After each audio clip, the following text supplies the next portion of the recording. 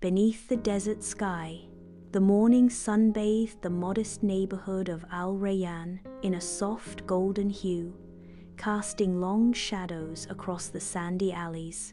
Yusuf al-Mahdi rose from his thin mattress, careful not to wake his younger brother, Sami, who snored softly beside him.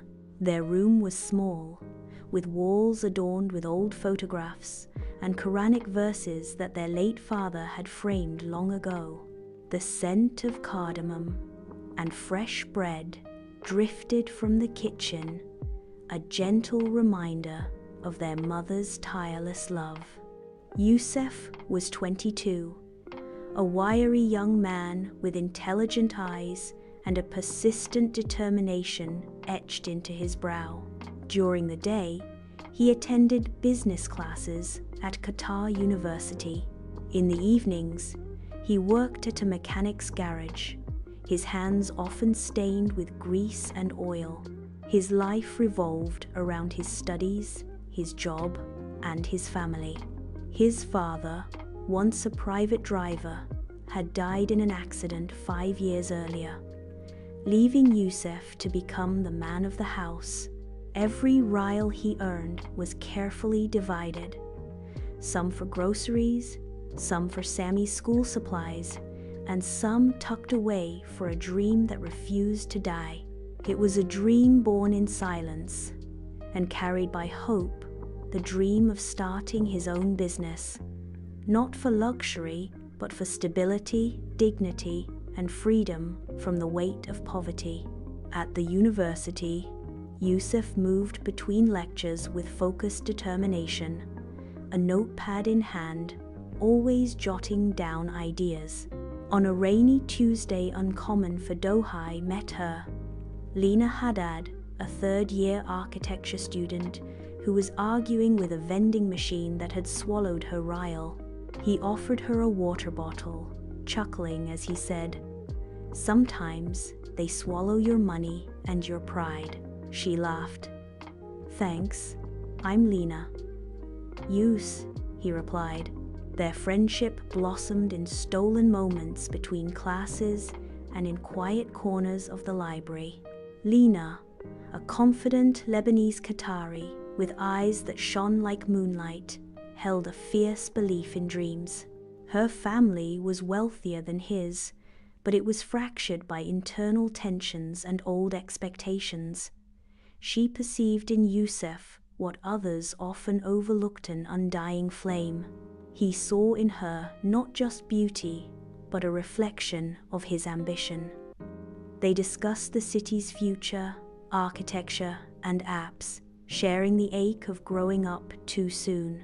Lena encouraged him to dream bigger and to write his ideas down like blueprints.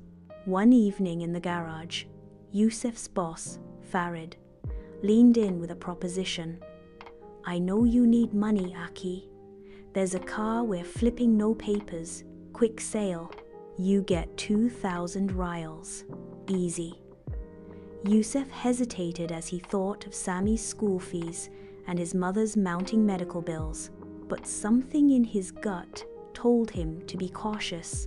That night, he told Lena beneath the fading sky on the corniche. She fell silent. "My uncle took shortcuts like that. He ended up in jail. My father never forgave him," she said. "I know it's tough, but you're better than this." He walked away from the deal, but he found himself fired days later. Rock bottom came quickly. They sold their TV, and the electricity flickered some nights.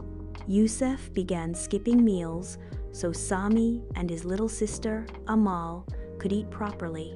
Lena refused to watch him fall alone and brought him to the campus startup incubator. "Just try. Pitch your app idea. You've been talking about it for months now. Do something with it." The idea was simple: a mobile platform connecting freelancers, specially blue collar workers like handymen, drivers, and cleaner stow clients in real time. Yusuf had seen too many men like his father, skilled, but invisible, scraping by. He wanted to give them visibility, dignity, and opportunity. He called it Suki, derived from the Arabic word for marketplace. The pitch wasn't perfect, but it was passionate. The panel admired his sincerity, and he was offered a spot in the accelerator program, along with a small grant and mentorship. From his mother's tiny kitchen table, Youssef built the prototype. Lena helped design the interface. Sami tested it, and Amal created a logo with crayons that inspired the final version. They launched a beta version, and slowly it spread first among friends, then to workers at the mosque and their neighbors. Within 3 months, a dozen freelancers were using it. By month 6, that number had grown to over 100. Success felt like cardamom and fresh bread. Youssef took his mother to a restaurant for the first time in years. She wore a simple black abaya, and her smile radiated warmth. "I haven't felt this peace in years," she whispered. However, not everyone was pleased. A larger company, Task Pro, issued a legal threat claiming Youssef's app infringed on their concept. Even worse, Lena's father discovered their relationship. "A mechanic's son? He'll drag you down," he snapped. Although Lena stood her ground, she felt the pressure mounting. Youssef chose to sell the app to a more prominent company or fight back. He decided to fight. They hired a lawyer to represent them pro bono. Lena reached out to a journalist she knew, and the local paper ran a story titled, "From Greece to Greatness: How One Qatari Youth Built a Dream." The community rallied around them.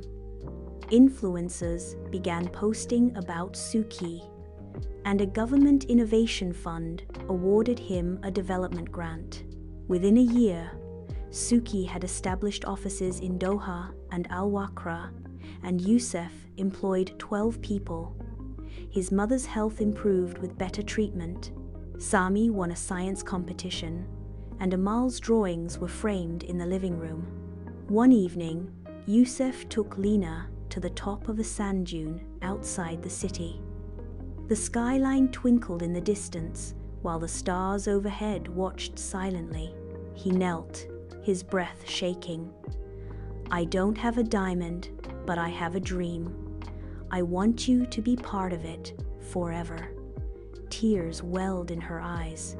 Yes, their wedding was modest yet radiant, held in a courtyard illuminated by lanterns, with lively music playing softly in the background. Youssef wore a thobe that was stitched by hand, and Lena wore a dress she had designed herself. His mother wept silently, whispering prayers for the man her son had become. As they danced beneath the deserted sky, Youssef closed his eyes. He had no fortune, no empire, but he had a purpose. He had love. He had changed the story, and he knew that was everything.